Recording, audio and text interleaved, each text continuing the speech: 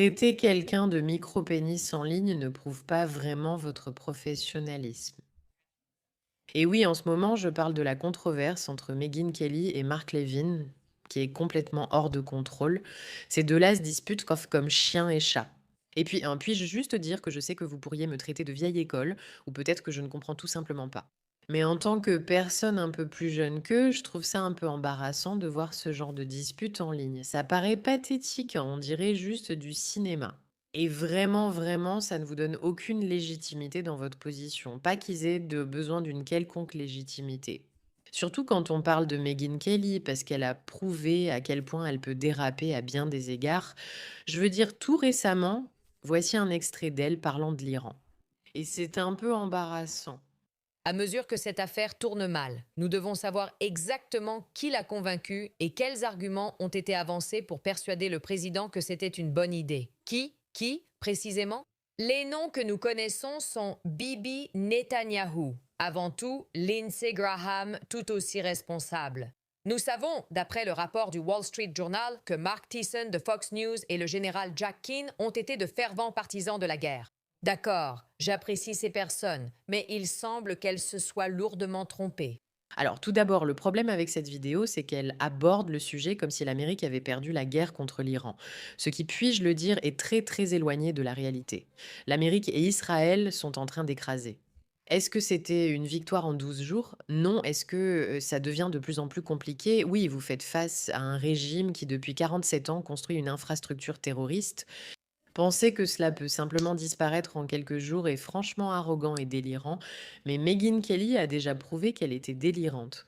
Donc ici, elle dit que toute cette histoire a mal tourné. Qui sont les personnes qui nous ont menés dans cette terrible situation? Quelle terrible situation?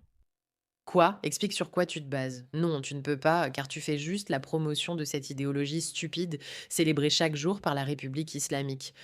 Que c'était une bonne idée et que nous pouvions continuer. Mark Levin en tête de liste. Il dit maintenant, oh, ce n'était pas moi, alors que chaque soir sur Fox News, il encourageait le président à faire cela. Et puis, il a eu une réunion avec lui en juin, ce qu'il nie. Maintenant, nous savons qu'il l'a poussé à faire cela.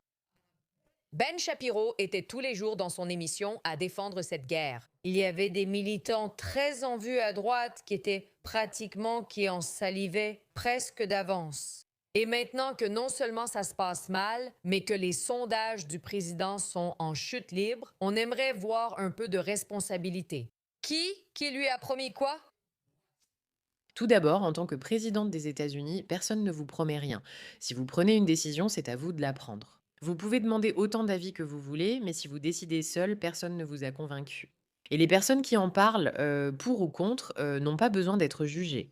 Et comme le suggère Megyn Kelly, n'est-ce pas? Je veux dire, et si cette guerre se passait vraiment, vraiment bien? Est-ce que Megyn Kelly aura des ennuis parce qu'elle a tenu un discours anti-Iran? Non, non, non! Elle ne voudrait pas de justice dans ce cas-là. Seulement maintenant, quand il s'agit des personnes qu'elle déteste, et elle les déteste pour de multiples raisons, mais le drame devient vraiment, vraiment intense. D'accord, parce qu'elle a interpellé Megyn Kelly ici et Ben Shapiro, et évidemment, nous allons voir dans un instant ce que Ben Shapiro a à dire sur Megyn Kelly. Mais d'abord, nous devons analyser le vrai drame. Elle s'en prend à Mark Levin, et Mark Levin, d'accord, a parlé d'une autre controverse qui fait rage en ce moment, donc je ne sais pas si tu en as entendu parler.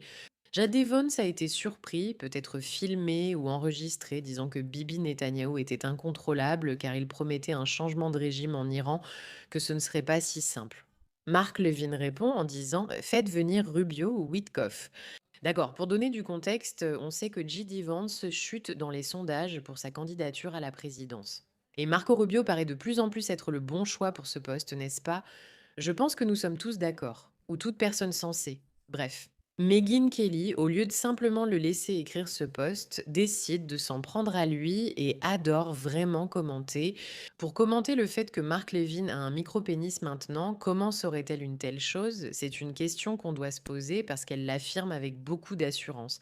Était-elle autrefois intéressée? Pensée intéressante. Mais pour l'instant, contentons-nous du fait qu'elle agit simplement comme une enfant.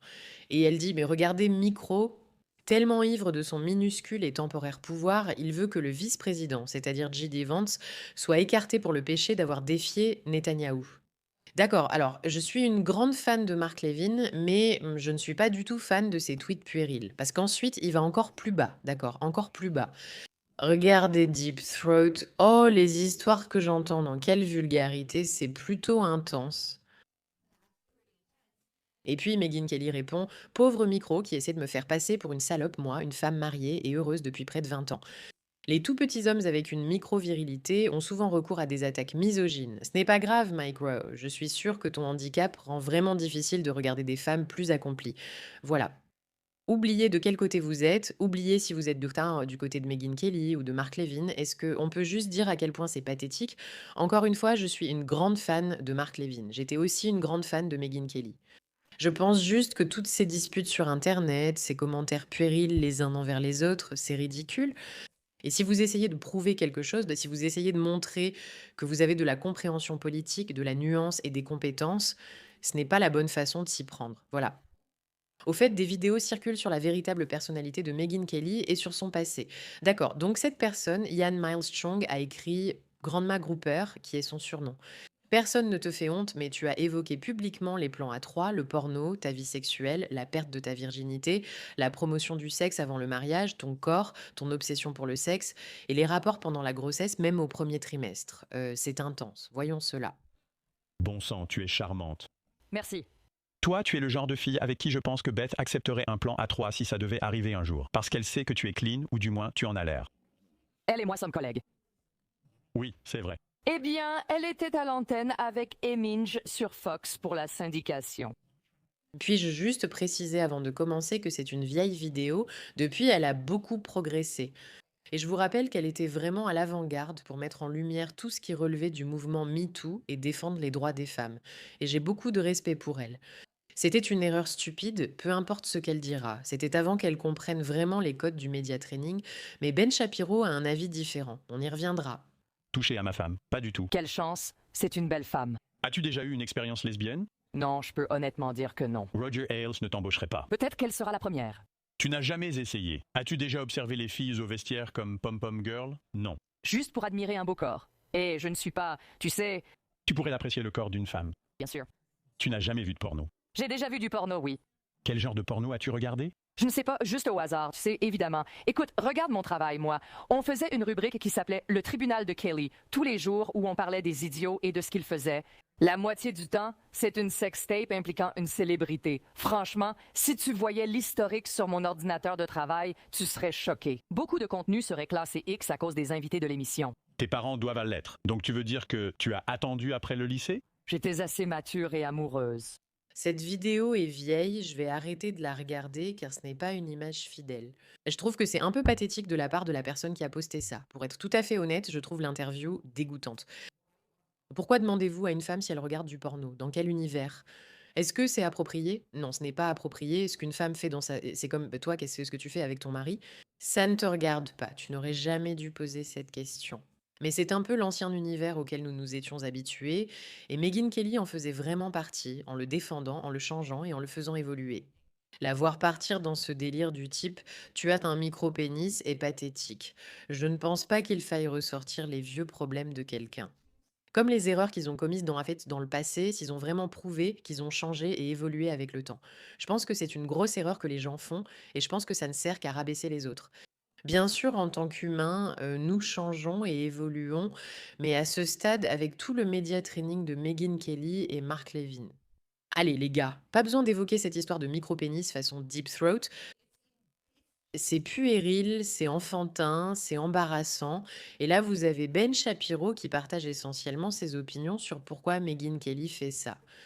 Ce serait sa trahison morale continue et totale envers Erika Kirk pour lécher les bottes de Candace Owens, même pendant qu'elle se donne en spectacle en jouant la femme courageuse qui s'oppose à des censeurs qui n'existent pas. Pour être clair, ce n'est pas un extrait de Ben Shapiro sur l'histoire Megyn Kelly et Mark Levin, même si je suis sûre qu'il y aura un long segment à ce sujet aujourd'hui. Ceci est une vidéo où Megyn Kelly défendait Candace Owens face à Erika Cook.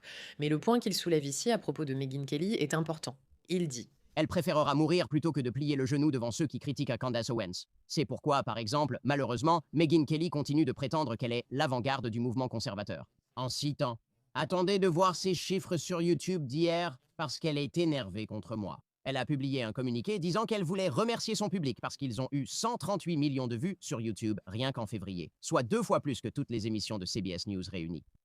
Puis elle compare nos trafics YouTube, affirmant que le sien est bien supérieur au mien. Je ne vais pas non plus comparer les statistiques de téléchargement ou les vues YouTube pour des épisodes précis de Megyn Kelly, parce que ce n'est pas comme ça que je mesure la moralité, mais c'est clairement comme ça que Megyn mesure la moralité. Maintenant, certains pourraient me faire remarquer le prétendu courage de Megyn, parce que Megyn a tendance à se présenter comme une figure courageuse. Elle se dresse contre les abus des censeurs. Certains diront que le courage de Megyn s'arrête là où les clics cessent. Qu'elle était pro-trans jusqu'à ce que les clics se retournent, devenant alors l'opposante la plus virulente et injurieuse au mouvement trans, et qu'elle était pro-Israël, jusqu'à ce que les clics se retournent contre cette position, moment où elle a commencé à parler de sombres complots pour la faire taire, affirmant être pro-Erika Kirk. À ce moment, elle s'est tue sur Candace Owens, calomniant la veuve de son ami présumé. Il n'y a pas, et il n'y a jamais eu de défilé politique qui commence sans Megyn Kelly en tête, qui se termine sans Megyn en tête, agitant un bâton de majorette. Quant à son soi-disant courage face à la censure, soyons clairs, Megyn affirme prospérer, avoir beaucoup de trafic et ne subir aucune censure. Et elle parle de tous les sujets possibles, en particulier des choses comme Israël. Enfin, je ne devrais pas dire tous les sujets, presque tous les sujets. Il s'avère qu'il y a un sujet dont elle ne parlera pas. Cela, bien sûr, serait sa trahison morale totale et continue envers Erika Kirk pour lécher les bottes de Candace Owens. L'idée est la même et je pense que nous comprenons tous ce qu'il veut dire. Peut-on dire que Megyn Kelly a des opinions et qu'en apprenant plus, elle change d'avis? Oui, mais je pense qu'à ce stade, il y a de nombreuses raisons de dire qu'elle fait juste du putaclic. Des choses comme traiter un homme de micro-pénis, ce que je voulais juste mentionner. Toutes ces personnes qui défendent en tas constamment les femmes. Je n'ai même pas pu regarder la vidéo de Megyn Kelly sur le porno et les plans à trois, c'était trop gênant. Ce n'est pas acceptable de faire ça aux hommes non plus. Je pense simplement que la vie sexuelle de quelqu'un ne regarde personne, c'est juste mon opinion personnelle. À prendre ou à laisser, et faites-en ce que vous voulez. Sauf si vous êtes un pédophile, là, je m'implique totalement dans votre vie sexuelle. J'ai un énorme problème avec les pédophiles et je le dénoncerai à chaque fois. Mais ce n'est pas un épisode sur les pédophiles. Ceci est un épisode sur les adultes enfants, littéralement des adultes bébés qui se comportent en fait comme les défenseurs du monde politique. C'est ennuyeux, c'est triste, c'est pathétique, c'est bas, ça n'aide personne. Et honnêtement, il est vraiment temps que ça s'arrête. Merci pour votre attention, Matt, et rappelez-vous, aujourd'hui sera une bonne journée.